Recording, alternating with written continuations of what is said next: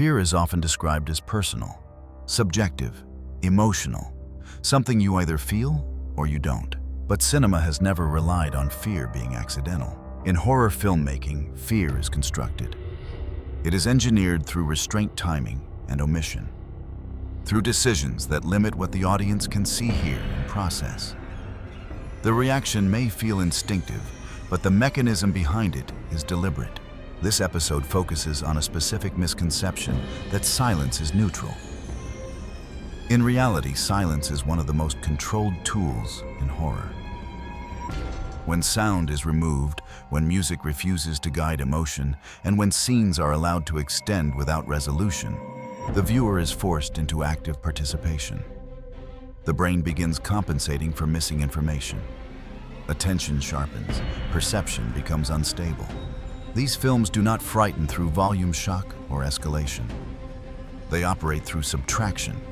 Dialogue is reduced. Sound cues are withheld. Frames are widened or emptied. Editing rhythms are slowed until anticipation replaces momentum. Each choice is designed to shift responsibility from the screen to the viewer. This is not a list of horror films that feel quiet. It is a breakdown of films that use quiet as a mechanism. Each entry examines one technical decision, silence, framing, pacing, or spatial design, and how that decision alters viewer perception, not emotionally, but structurally. Not by asking the audience to be scared, but by placing them in conditions where fear becomes unavoidable. These films work not because of what they show, but because of how they are built. 1. Carnival of Souls, 1962. A. Minimal context. Carnival of Souls follows a woman experiencing detachment from her surroundings while moving through empty urban and liminal spaces. B. Primary fear mechanism. Spatial alienation through silence. The film's primary mechanism is the use of silence to create persistent spatial disconnection. C. How the mechanism works. Sound is selectively removed from public spaces, eliminating cues of social presence. Dialogue often lacks reverberation or environmental integration. Locations feel acoustically hollow, as if disconnected from shared reality. D. Why it is effective. When sound fails to confirm belonging space, it becomes alienating. The viewer experiences detachment not as emotion, but as structural condition.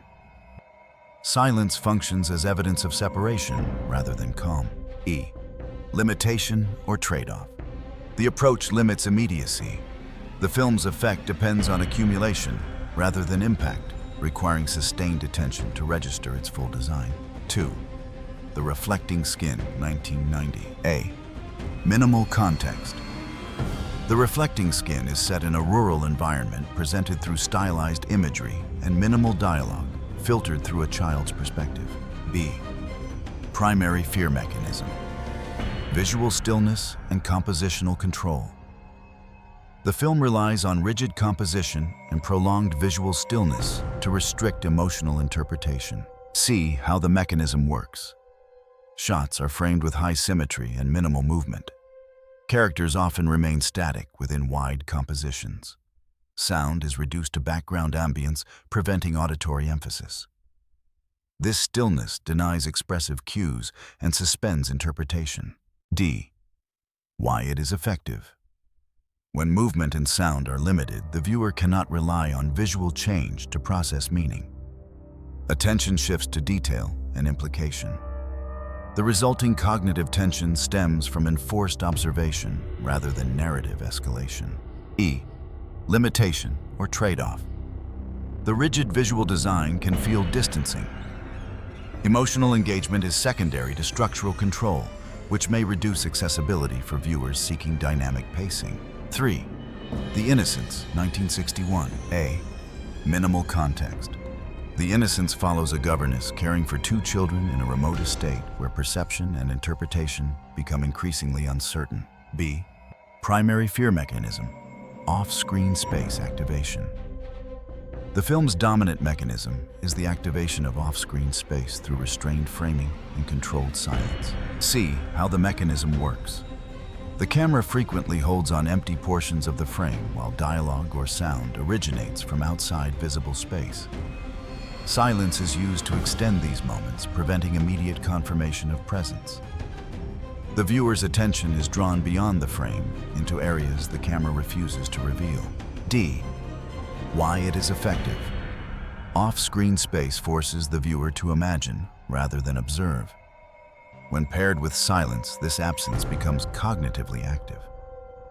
The mind constructs possibilities without visual verification, creating sustained uncertainty without requiring explicit threat. Limitation or trade-off. This approach limits spectacle. The film prioritizes implication over display, which may feel restrained or ambiguous to viewers expecting visual confirmation of danger. 4. Picnic at Hanging Rock, 1975. A. Minimal context. Picnic at Hanging Rock depicts a group of students whose visit to a natural landmark results in unexplained absence. B. Primary fear mechanism. Temporal suspension. The film's primary mechanism is the deliberate slowing and suspension of time through pacing and sound reduction. See how the mechanism works. Scenes unfold with extended duration and minimal dialogue. Environmental sound is softened and musical cues are sparse. Editing avoids urgency, allowing moments to linger beyond narrative necessity. Time feels detached from cause and effect progression. D. Why it is effective. Temporal suspension removes momentum. Without forward drive, the viewer is forced to remain within unresolved moments. This creates unease by denying narrative closure and positioning ambiguity as a sustained condition. Limitation or trade-off. The film sacrifices urgency. Its refusal to accelerate may feel inert to viewers who associate tension with speed or escalation. 5. Don't Look Now, 1973. A. Minimal context. Don't Look Now follows a grieving couple navigating a foreign city while experiencing fragmented perception and disrupted chronology. B. Primary fear mechanism, disrupted editing rhythm. The film's dominant mechanism is its irregular editing pattern, which fractures temporal continuity. See how the mechanism works. Scenes are cut without establishing rhythm. Sound bridges appear and disappear unpredictably. Visual transitions do not correspond cleanly with emotional beats. This destabilizes temporal orientation, preventing the viewer from forming expectations about sequence or consequence. D. Why it is effective when temporal structure becomes unreliable. Anticipation loses direction. The viewer cannot predict cause and effect, creating persistent low-level uncertainty. Fear arises from the inability to organize time rather than from immediate threat. E. Limitation or trade-off. This structure reduces clarity. Viewers unfamiliar with non-linear editing may experience confusion that overshadows engagement with the film's thematic intent. 6. The Haunting, 1963. A. Minimal context. The Haunting is set almost entirely within a single location, following a small group of individuals inside a mansion whose architecture dominates the experience. B. Primary fear mechanism. Architectural framing and acoustic containment. The film's primary mechanism is the use of spatial framing, combined with controlled sound to make the building itself the source of pressure. See how the mechanism works. The camera frequently frames characters at the edge of the image, beneath towering ceilings, or within distorted hallways.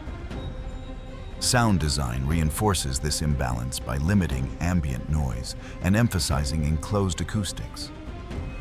Silence does not indicate emptiness.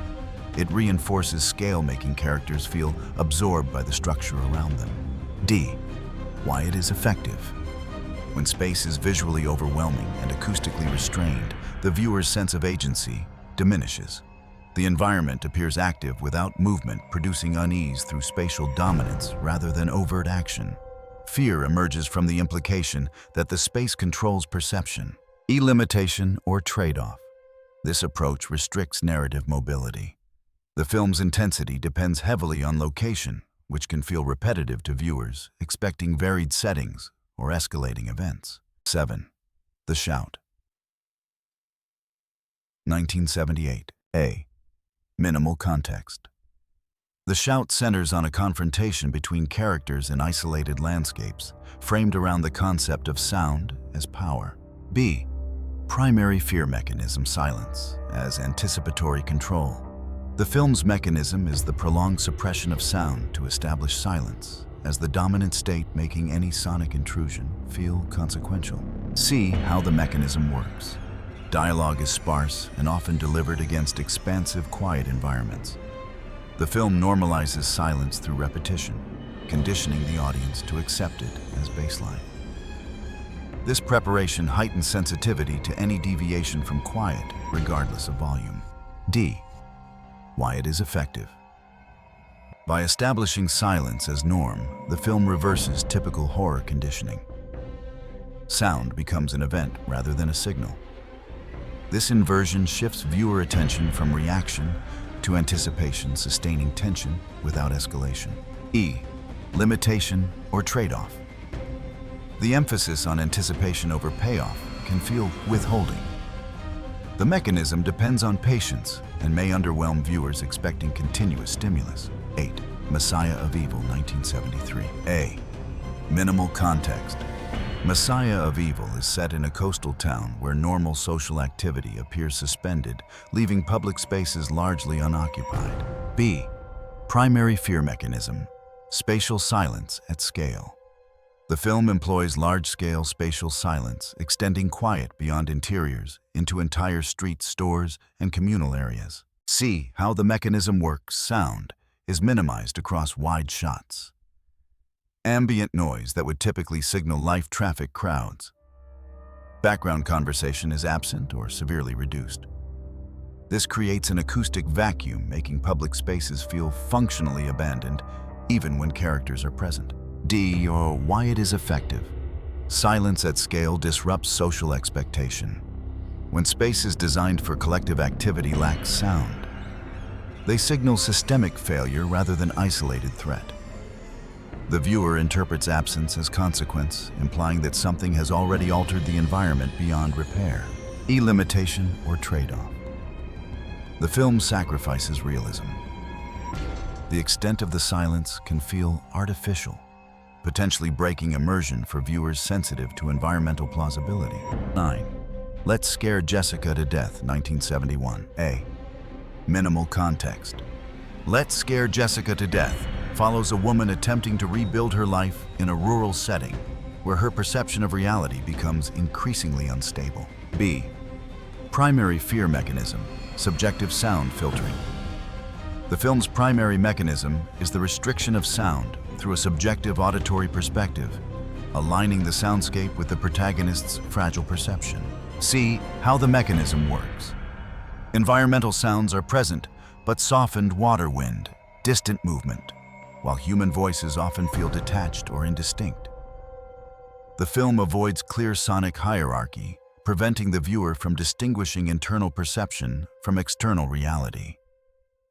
Silence and low-volume ambience blur together, creating an auditory field without firm boundaries. D. Why it is effective. By filtering sound through subjectivity, the film removes perceptual authority. The audience cannot determine whether what they hear is shared reality or internal distortion. This uncertainty forces constant reassessment of sensory input, generating unease without requiring explicit threat. Limitation or trade-off. This approach reduces narrative certainty. Viewers seeking objective confirmation may experience frustration as the film intentionally denies a stable auditory reference point. 10. The Stone Tape, 1972. A. Minimal context. The Stone Tape is set within a research facility where scientists attempt to document unexplained phenomena using recording technology. B. Primary fear mechanism: sound as data absence. The film's central mechanism is the treatment of silence as informational failure rather than calm and absence that suggests unrecordable presence. See how the mechanism works. The narrative repeatedly frames moments where recording equipment captures nothing. Silence is contextualized as a measurable anomaly. The audience is trained to interpret the lack of sound not as safety, but as evidence of limitation technology reaching a boundary it cannot cross. D. Why it is effective by reclassifying silence as a technical problem. The film reframes fear as epistemological. The viewer is confronted with the idea that absence itself can indicate presence, undermining trust in rational tools and empirical verification. E. Limitation or trade-off. This design reduces emotional immediacy. The film prioritizes conceptual unease over visceral response, which may distance viewers who expect fear to register at a sensory level. 11. Images 1972. A. Minimal context. Images follows a woman experiencing perceptual instability while staying in a remote location with reality and imagination overlapping without clear separation. B. Primary fear mechanism. Auditory discontinuity. The film's primary mechanism is the deliberate disruption of auditory continuity, where sound cues appear, vanish, and reappear without structural consistency. See how the mechanism works. Sound does not obey spatial or temporal logic. Voices overlap scenes. Ambient noise persists across cuts or disappears abruptly. Music enters without emotional signaling and exits without resolution. This prevents the audience from using sound as a reliable anchor for reality. D. Why it is effective. Auditory discontinuity destabilizes perceptual trust. When sound cannot be mapped consistently to image or space, the viewer's confidence in sensory interpretation erodes. The film induces uncertainty through structural confusion rather than narrative threat. E. Limitation or trade-off. This mechanism reduces accessibility. The absence of stable auditory rules can feel disorienting or alienating, particularly for viewers seeking coherence rather than perceptual challenge. 12. Symptoms, 1974. A. Minimal context. Symptoms takes place in an isolated estate where two women coexist within a confined domestic environment marked by routine and emotional withdrawal. B. Primary fear mechanism. Environmental sound suppression. The film's dominant mechanism is the systematic reduction of environmental sound, creating interiors that feel acoustically absorbed rather than empty. C. How the mechanism works. Dialogue is minimal and often delivered without projection. Background sounds, footsteps, doors, distant activity are dampened rather than emphasized. The result is a space where sound does not travel naturally. This creates the impression that the environment is closing inward, limiting sensory feedback and flattening spatial awareness. D. Why it is effective. When environmental sound is suppressed, spatial orientation becomes unstable. The viewer loses the ability to judge distance, presence, and movement reliably. This sensory narrowing shifts attention inward, aligning the audience with a deteriorating mental state without requiring explicit psychological exposition. E. Limitation or trade-off. This approach sacrifices dynamism. The film's soundscape can feel monotonous, reducing perceived momentum and risking disengagement for viewers who rely on auditory variation for narrative progression. 13. A Reflection of Fear, 1973. A. Minimal context.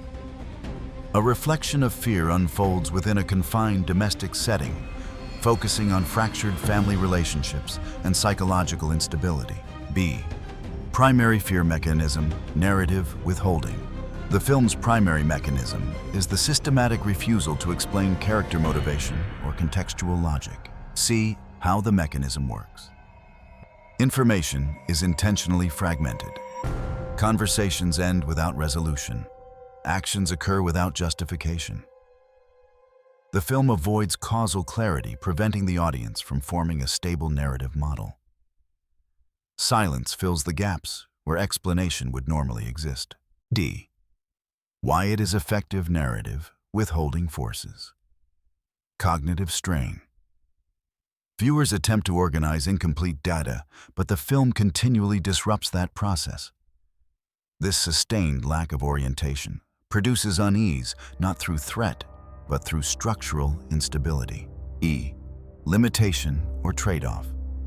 The absence of explanation risks alienation. By prioritizing ambiguity over coherence, the film limits emotional engagement and demands active interpretation, which may not reward all viewers equally. 14. The Other 1972. A. Minimal context. The Other is set in a rural environment centered around a family and a pair of children unfolding within bright open spaces that traditionally signal safety. B. Primary fear mechanism. Performance restraint. The film relies on controlled minimal performances, particularly from its child actors where emotional expression is deliberately muted. C. How the mechanism works. Dialogue is sparse and delivered without emphasis. Facial expressions linger without clear emotional resolution. By restricting performance cues, the film withholds interpretive guidance. The audience is not told how to read behavior and must infer meaning from silence, posture, and timing rather than reaction. D. Why it is effective. This restraint destabilizes moral and emotional orientation. When characters do not respond as expected, normal social logic breaks down. The viewer becomes hyper-attentive to subtle behavioral inconsistencies, which replaces conventional suspense with analytical discomfort. E. Limitation or trade-off. The film sacrifices clarity. Emotional ambiguity can feel distant or confusing, especially for viewers accustomed to expressive, character-driven storytelling. The fear mechanism depends on uncertainty rather than attachment. 15. Something Evil, 1972. A. Minimal context. Something Evil is a television film set almost entirely within a suburban home following a family that senses an undefined presence without clear manifestations or escalation. B. Primary fear mechanism, sound design, through normalcy. The film's dominant mechanism is the strategic absence of intrusive sound. Instead of replacing silence with ominous music or exaggerated effects, the film preserves everyday ambient noise. Wind, distant movement, routine domestic sounds without distortion. C. How the mechanism works. By maintaining a natural sound environment, the film removes the audience's primary warning system. Horror cinema usually conditions viewers to associate danger with sonic change music swells, volume increases, rhythm accelerates. Something Evil rejects that pattern. Silence is not broken to announce threat. It is left intact to normalize it. This forces the viewer to scan the image more actively, searching for visual confirmation that never arrives. D. Why it is effective. The lack of auditory escalation shifts cognitive load onto the audience. Without cues, viewers cannot predict narrative beats and must remain in a state of low-level vigilance. The home never audibly transforms into a hostile space, which makes its neutrality feel unreliable rather than safe. Limitation or trade-off. This restraint sacrifices immediacy.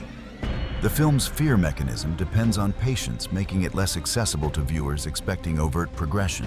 The design prioritizes sustained unease over narrative momentum. These films do not rely on intensity spectacle or emotional escalation. They operate through constraint by removing sound-limiting movement and controlling perception until fear becomes a structural outcome rather than a reaction. So the question is not which of these films felt the scariest. It's which technical decision changed the way you understood how horror works. Was it the removal of sound as guidance? The restriction of framing? The refusal to explain or resolve? Which film do you think deserves closer technical analysis, and which fear mechanism do you believe modern horror misunderstands the most?